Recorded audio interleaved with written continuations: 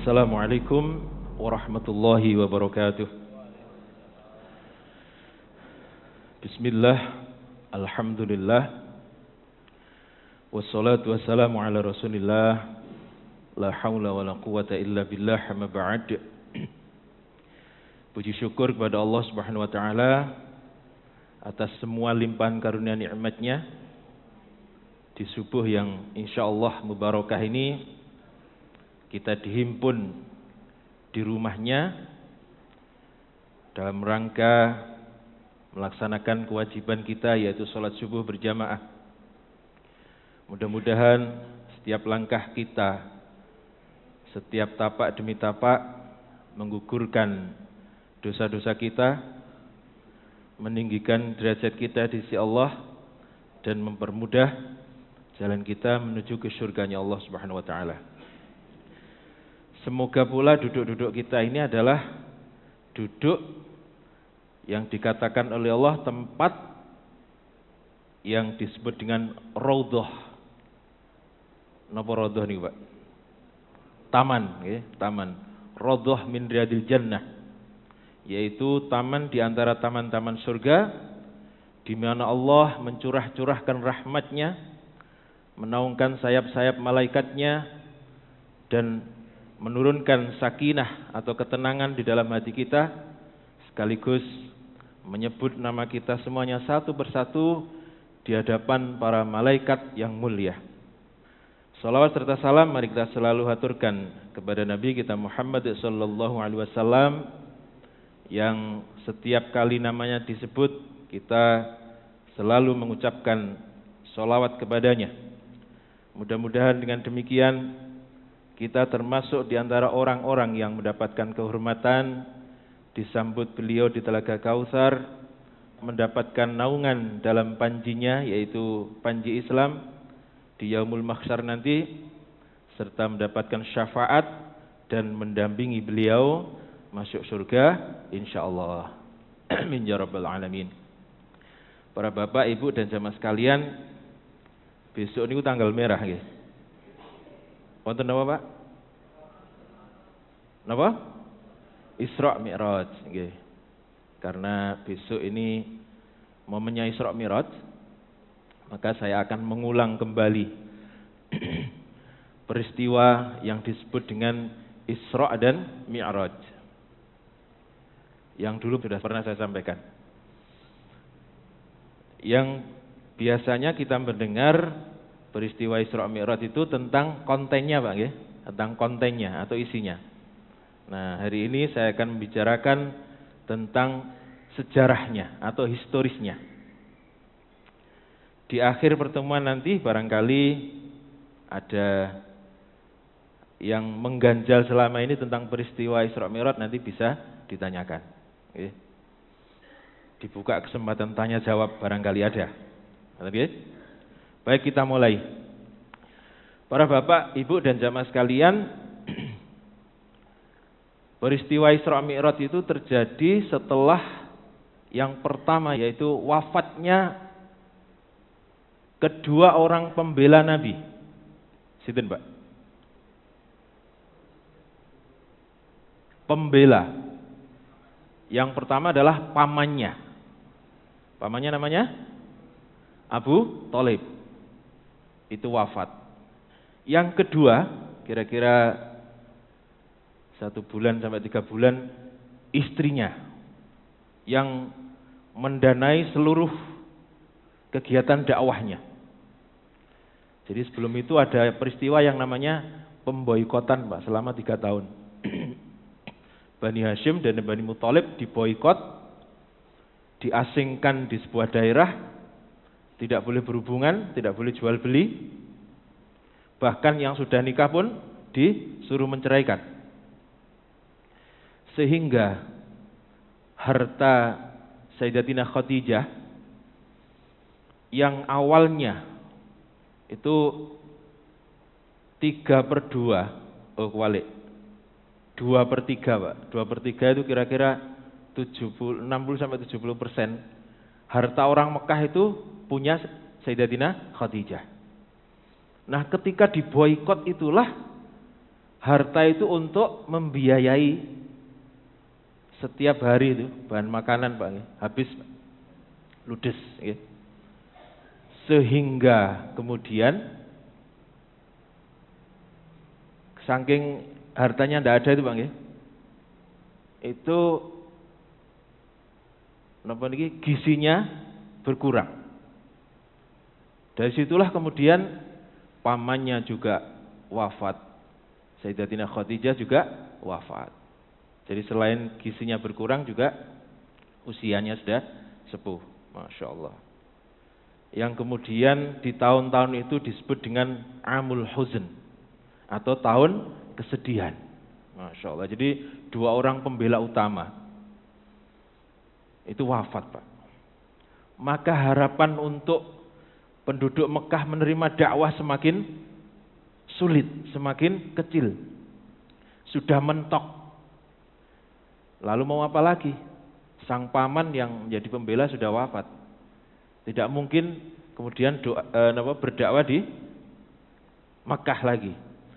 Sehingga Nabi mulai berpikir untuk berdakwah ke luar Mekah. Masya Allah. Jadi dakwah di awal-awal itu luar biasa Bang. Beratnya luar biasa. Sehingga untuk menopang berat itu turun ayat-ayat tentang dakwah. Seperti surat Nuh yang menceritakan bagaimana Nabi Nuh itu dakwah selama 450 tahun hanya mendapatkan orang atau pengikut tidak sampai 100 Pak. Bayangkan. Ini kemudian diturunkan Pak, supaya Nabi kembali bersemangat. Maka di tahun ke-11 Bi'sah atau di tahun ke-11 kenabian, beliau ini bermimpi melihat ada cahaya yang terbit sangat terang benderang, bersinar sangat terang benderang dari suatu tempat yang banyak ditumbuhi oleh pohon-pohon rindang dan pohon-pohon kurma. Masya Allah. Nah beliau ini mengira Pak bahwa tempat itu kalau ndak Yamamah ya Taif. Kalau ndak Yamamah ya Taif. Nah, itu dua tempat itu yang banyak ditumbuhi pohon-pohon dan pohon-pohon rindang dan pohon kurma. Tetapi ternyata di akhir kisah nanti atau kisah berikutnya bahwa yang dimaksud tempat itu adalah Yasrib atau Madinah. Tetapi saat itu Nabi berpikir bahwa tempat ini kalau tidak Yamamah ya Taif. Kalau Yamamah jauh, kalau Taif agak dekat. Mungkin sini Malang gitu Bang. Akhirnya kemudian karena jarak yang dekat itu Nabi memilih Taif. Nabi memilih Taif. Lalu beliau berangkat secara diam-diam yang hanya ditemani oleh putra angkatnya. Sinten putra angkatnya, Pak? Sinten, Bu? 1.000? Sinten? Zaid, nggih, Zaid, Masya Allah. Zaid bin Harisah. Sinten sing jawab niku? Sinten? Masya Allah, nggih. Hadiahnya menyusul, Bu. Kalau bukan jamaah Masjid Al-Hidayah Mutu Sumur, Pak, putra angkatnya Nabi itu siapa? Tidak ada. Zaid bin Harisah, nggih. Zaid bin Harisah. Tetapi ketika sampai di Taif, apakah disambut dengan sholawat? Tidak. Disambut dengan apa, Pak? Batu. Disambut dengan cacian, kata-kata yang menyakitkan. Ada yang mengatakan, hai Muhammad, kiswah penutup Ka'bah akan robek jika ada nabi sepertimu. Kata-kata yang menyakitkan. Yang satunya lagi, ini tokoh-tokoh ini tidak saya sebutkan namanya, kesuwen. Hai Muhammad, sama sekali kamu itu tidak ada potongan menjadi nabi. Dan yang ketiga, tokoh yang ketiga ini mengatakan, hai Muhammad, aku tidak mau berbicara denganmu, sebab saya tidak mau berbicara kepada orang yang pembohong. Atau jika kamu benar, memang benar-benar Rasul, saya tidak mau berbicara denganmu karena saya takut kualat. Nah ini kan luar biasa Pak ejekan. Belum puas dengan ejekan itu, kemudian akhirnya Nabi dilempari dengan batu. Masya Allah. Hingga badan Nabi berlumuran darah. Lalu darah itu ditahan oleh Nabi Pak. Ditahan oleh Nabi, jangan sampai darah itu netes ke tanah. Sebab apa? Pernah saya sampaikan. Sebab kalau sampai netes, Nabi sangat mengkhawatirkan bahwa murka Allah akan datang. Lalu turun azab. Bahkan setelah itu ditawari oleh malaikat. Ditawari malaikat Jibril. Kalau engkau mau ya Rasulullah, maka gunung itu akan saya timpakan kepada orang-orang Taif. Tetapi kemudian beliau mengatakan, saya masih berharap dari turunan mereka akan lahir orang-orang yang beriman. Masya Allah. Jadi inilah yang membedakan antara nabi-nabi yang dulu dengan nabi kita Muhammad.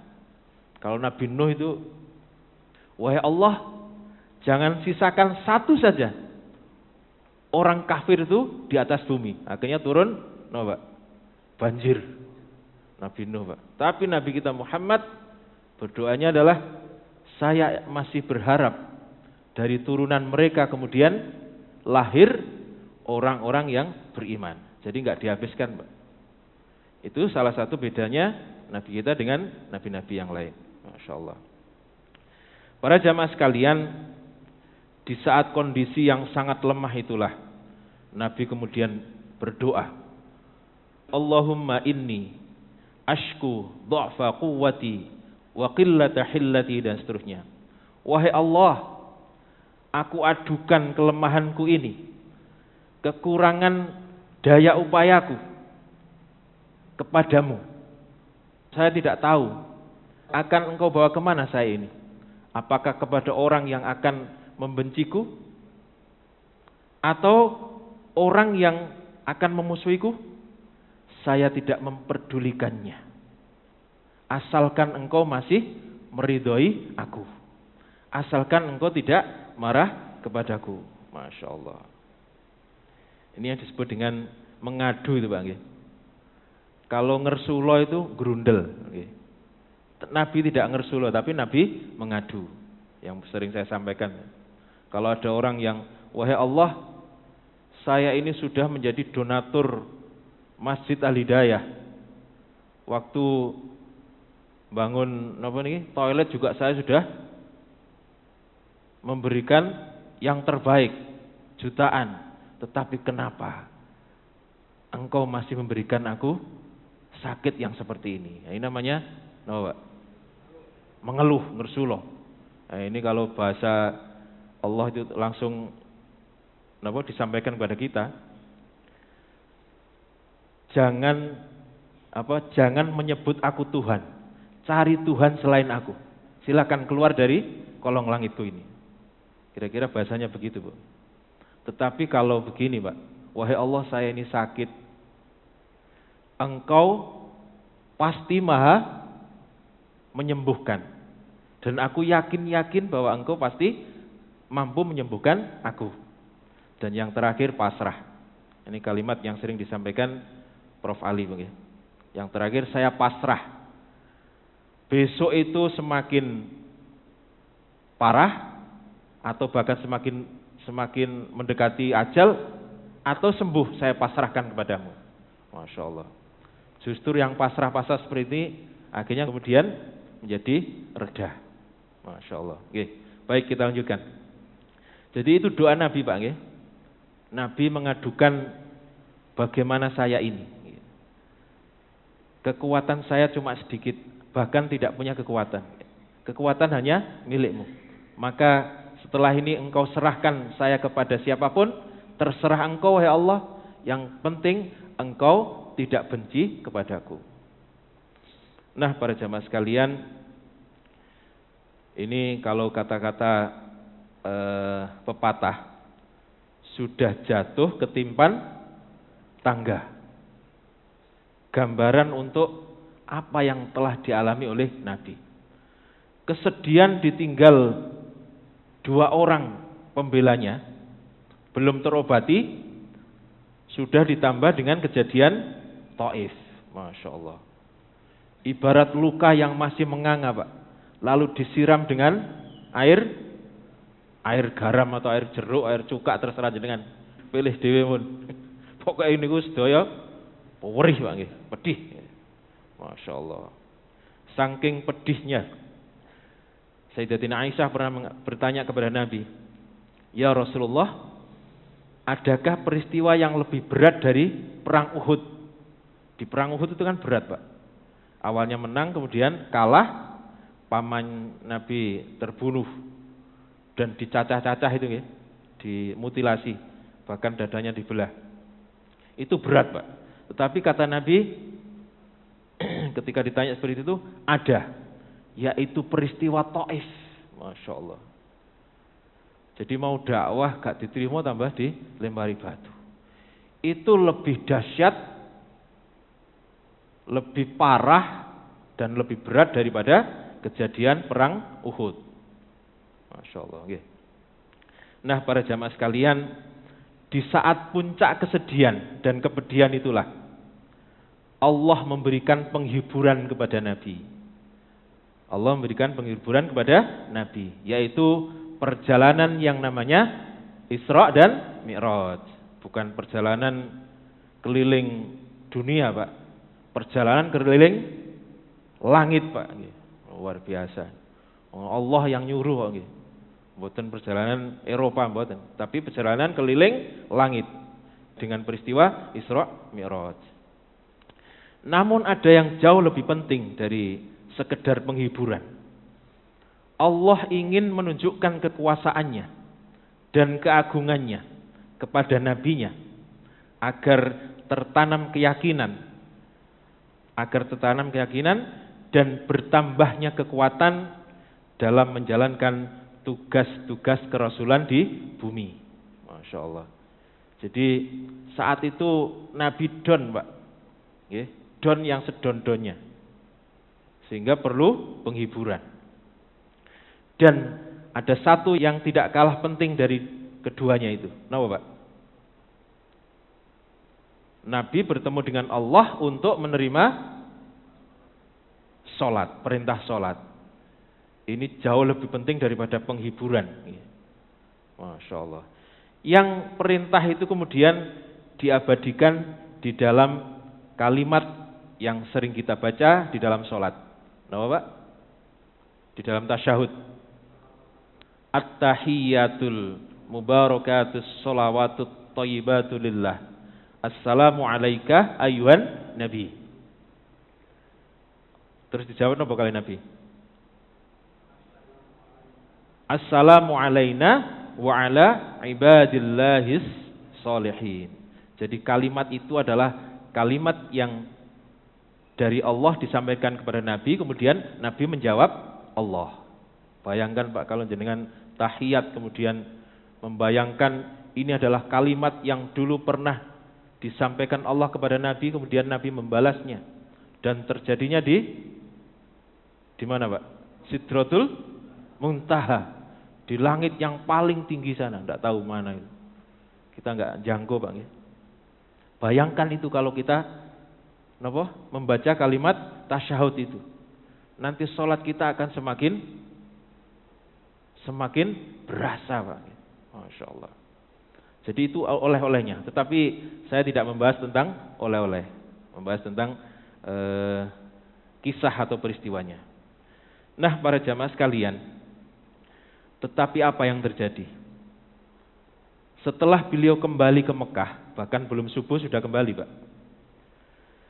Ketika beliau menceritakan peristiwa yang tidak masuk akal itu, yaitu dari Mekah ke Palestina, Isra, dari Masjidil Haram ke Masjidil Aqsa, Mekah ke Palestina, kemudian dari Palestina Masjidil Aqsa ke Sidratul Muntaha, kembali lagi tidak ada satu malam. Peristiwa yang tidak masuk di akal. Hampir semua orang tidak percaya. bahkan menjadi fitnah. Bahkan menjadi fitnah. Sebagian sahabat pun ada yang murtad. Ini ujian besar, Pak. Sebagian sahabat ada yang murtad. Sedangkan orang-orang Quraisy kemudian mendatangi Sayyidina Abu Bakar. Lalu dengan kata ejekan mengatakan, menyampaikan apa yang disampaikan Nabi itu, Pak. Itu bentuknya ejekan.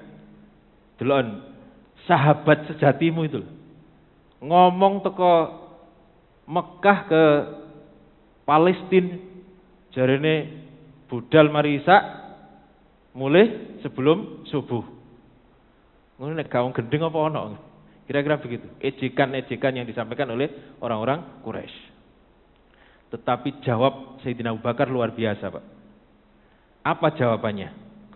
Seandainya beliau Muhammad membawa berita yang lebih dahsyat daripada itu, maka saya tetap yakin dan tetap percaya. Masya Allah. Ini Sayyidina Abu Bakar, Pak. Karena apa? Karena track recordnya, Pak. Nabi itu mempunyai track record yang dijuluki dengan Al-Amin. Orang yang paling bisa dipercaya. Sehingga kata-katanya tidak ada yang pernah berdusta, walaupun guyon. Walaupun guyon tidak pernah dusta Nabi itu. Jadi ini suatu saat ada seorang wanita datang kepada Nabi menceritakan tentang suaminya. Oh, suamimu yang matanya ada putihnya itu ya? Benar apa salah kira-kira, Pak? Benar, tapi ditangkapnya salah. Loh, enggak Nabi, mata suami saya normal kok. Ya namanya normal kan ono putih, Bu. Itu guyon Nabi. Walaupun guyon tetap benar. Masya Allah. Sehingga beliau disebut dengan julukan Al-Amin. Jadi karena track record itulah Sayyidina Abu Bakar dengan mantap mengatakan, andaikan yang dibawa Muhammad itu lebih dahsyat daripada itu, maka saya tetap akan mempercayainya. Masya Allah. Ini yang disebut dengan keimanan yang sudah jauh melambung tinggi di atas logika, Pak. Maka setelah itu tersebarlah berita yang semakin menghina Nabi. Apa beritanya, Pak? Muhammad sekarang telah gila. Gara-gara apa? Ditinggal oleh istri dan pamannya. Terus ini menyebar ke seluruh penjuru Mekah. Nah, dalam situasi yang seperti itu, Pak, ada seorang musuh Islam yang paling utama. Sinten? Abu Jahal. Fir'aunnya umat ini, kata Nabi. Abu Jahal ini mendekati Nabi, Pak. Lalu dia ngomong, Muhammad, aku kurung-kurung jare sampean teko jalan-jalan. Terus sampean cerita kepada umatmu, nggak ada yang percaya. Ya Nabi diam saja, ini kan ejekan, Pak. Nah sekarang gini saja, besok akan saya undang teman-teman saya, yang kebetulan teman-temannya ini cerdas-cerdas semua. Nah, konco-koncomu itu kan orang yang nggak cerdas, sehingga diceritani sesuatu yang begitu ya enggak percaya karena bukan orang cerdas. Tetapi teman-teman saya ini orang cerdas. Kemudian sinten Abu Jahal ini mengundang tokoh-tokoh Quraisy, terutama pedagang-pedagang yang sering ke Syam, Pak nggih. Syam atau Palestina. Ini diundang semuanya. Kemudian orang-orang itu disuruh membawa batu. Semua undangan wajib bawa batu. Untuk apa kira-kira, Pak? Masya Allah. Jadi ada rencana jahat di balik itu. Ada yang paling menstria. Ada maksud di balik itu, menstria. Yang lagi viral nih, Pak, menstria, Pak. Jadi tokoh-tokoh itu termasuk penduduk Mekah disuruh membawa batu. Apa tujuannya? Mereka nanti akan bertanya kepada Nabi tentang Palestina, tentang jalan menuju ke Palestina. Ketika Nabi tidak bisa menjawab, maka langsung akan dilempari dengan batu. Masya Allah. Ini rencana daripada Abu Jahal. Ngomongnya enak Pak awal. Konco-koncomu gak ada yang percaya kan? Loh konco-koncomu itu orang rendahan semuanya. Goblok-goblok. Besok saya akan undangkan teman-teman saya yang orang cerdas-cerdas itu. Pasti mereka percaya. Lalu berkumpullah orang-orang Quraisy itu, terutama tokoh-tokoh yang mereka anggap sebagai pembesarnya. Dengan membawa apa? Batu. Masya Allah. Nah, para sahabat yang tidak atau belum yakin Pak dengan cerita Nabi. Jadi sahabat-sahabat itu juga belum yakin Pak, gak masuk akal ya Pak. Ini apa? Deg-degan Pak. Sebab ya sedikit tahu rencana mereka. Nah ini kalau sampai Nabi tidak bisa jawab terus dilempari bagaimana? Kira-kira begitu yang ada di dalam hati para sahabat ini. Dan dalam situasi yang seperti itu Pak, situasi yang tegang itu, Sayyidina Abu Bakar kemudian datang Pak. Datang merangkul Nabi lalu berbisik dan mengatakan, ya Rasulullah, as-salihun kama qala haula. Wahai Rasulullah, apa benar yang diomongkan orang-orang itu? Kata Sayyidina Abu Bakar. Nabi langsung menjawab dengan mantap, iya benar. Lalu Sayyidina Abu Bakar kemudian mengatakan, sodaqtuka ya Rasulullah. Aku percaya wahai Rasulullah, engkau benar. Maka saat itulah kemudian turun malaikat Jibril yang diutus oleh Allah.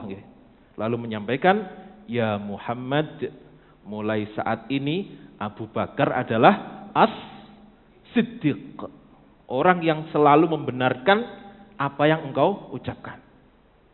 Jadi gelar as-siddiq itu enggak main-main Pak. Bukan universitas yang ngasih, tetapi langsung dari Allah Subhanahu wa taala. Dan ada satu lagi gelar as-siddiq Pak yang diberikan kepada Nabi ini. Sinten Pak? Sinten kira-kira?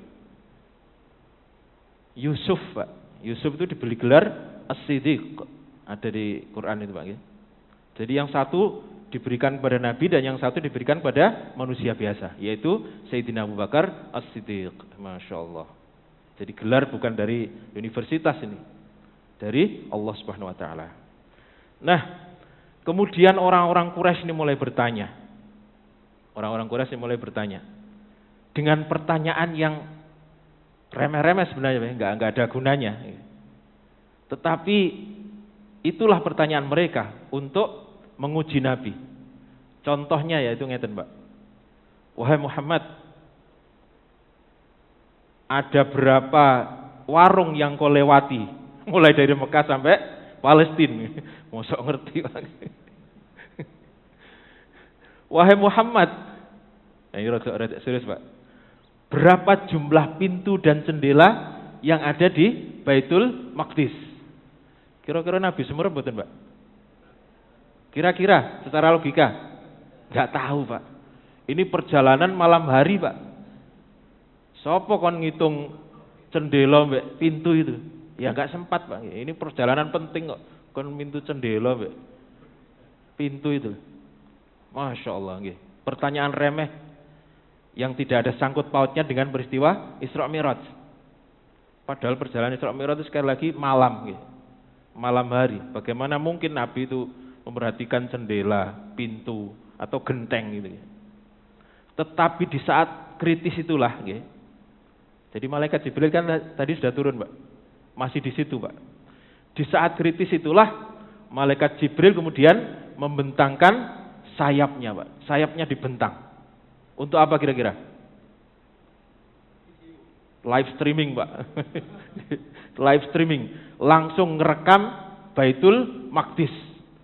Dan videonya ada di sayapnya. Masya Allah. Lalu Nabi tinggal ngitung saja. 1, 2, 3, 4. Maka pertanyaan yang sebenarnya sulit itu, walaupun remeh, itu dijawab dengan tepat dan teliti. Sambil diuraikan satu-satu. Ini yang jendela sini Ini ada kayunya agak kropos itu. Semuanya lengkap. Masya Allah. Bahkan beliau kemudian, jadi pertanyaannya masih banyak Pak, enggak sampaikan sekarang. Satu saja. Bahkan beliau bercerita tentang seekor onta milik kafilah dagang orang Mekah yang malam itu terlepas dengan sangat rinci dan sangat teliti. Warnanya apa, kemudian lepas di mana, hilang di mana, semuanya diceritakan dengan rinci. Masya Allah. Maka orang-orang yang tadinya membawa batu ini Pak, orang-orang Quraisy ini akhirnya kecewa Pak, gak sido kira watu ini. Masya Allah nggih. Akhirnya mereka kecewa. Di antara tokoh mereka yaitu Al-Walid bin Mughirah. Ini ayahnya Khalid bin Walid ini Pak. Mengatakan karena kekecewaannya Pak nggih, mengatakan dasar engkau Muhammad tukang sihir. Ditakoi sembarang iso. Masya Allah nggih. Tukang sihir, memang tukang sihir itu. Mosok pertanyaan gitu Joko iso. Jadi mereka ini diantara tokohnya yang sering pergi ke Syam, terutama pedagang Pak, sudah disuruh menghitung Pak, berapa jumlah jendela sama pintunya itu. Nanti kalau jawabannya meleset, langsung saja kita lempari batu gitu. Masya Allah. Para jamaah sekalian, sekali lagi orang-orang Quraisy kemudian mereka pulang dengan kecewa, sementara para sahabat yang awalnya ragu. Kira-kira napa saniki Pak? Kira-kira masih ragu atau tambah yakin? Semakin yakin Pak bahwa Nabi itu memang benar. Masya Allah. Jadi para sahabat yang awalnya ragu sekarang menjadi semakin yakin dan semakin yakin. Para jamaah sekalian, dari kisah di atas ini berarti yang menjadi panitia pertama penyelenggaraan peristiwa Isra Mi'raj sinten Pak? Abu Jahal Pak. Jadi Abu Jahal lah yang mengumpulkan massa untuk mendengarkan kisah Isra Mi'raj itu. Abu Jahal Pak. Andaikan tidak ada Abu Jahal Pak, kebenaran peristiwa Isra Mi'raj itu masih ngambang. Sebab yang membenarkan hanya sinten Pak? Sayyidina Abu Bakar. Maka orang akan mengatakan bahwa ya bener ae wong iku sahabat dekate, bestine Pak nggih. Mesti ae membenarkan. Tetapi kalau yang membenarkan adalah musuhnya, maka kita akan menjadi percaya Pak bahwa itu memang benar. Masya Allah. Jadi sekali lagi yang mengadakan peringatan Isra Mi'raj pertama kali adalah sinten? Abu Jahal. Jadi inilah bukti Pak nggih, bahwa orang jahat itu dibutuhkan. Dibutuhkan untuk apa? Untuk memperjelas kebaikan orang baik. Sebab kalau semuanya baik-baik saja, belum terbukti orang ini baik beneran apa enggak. Perlu dikocok-kocok. Jadi kalau ada air Pak nggih, di dalam aqua misalnya dengan nelak nemen ketemu air aqua. Air ini benar-benar bersih. Biasanya air kalau diam kan bersih Pak. Air ini benar-benar bersih atau kotor, diocok-kocok. Siapa yang ngocok-kocok? Orang jahat. Oke. Kalau diocok-kocok kok tetap bening, berarti air ini memang bening. Orang itu kelihatannya baik sebelum dijahati. Kalau dijahati kok tetap baik, berarti dia tetap memang benar-benar orang baik.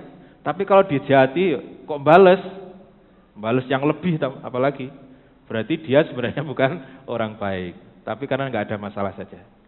Bapak dan Ibu sekalian, demikian apa yang bisa saya sampaikan. Mudah-mudahan manfaat. Kurang lebihnya mohon maaf.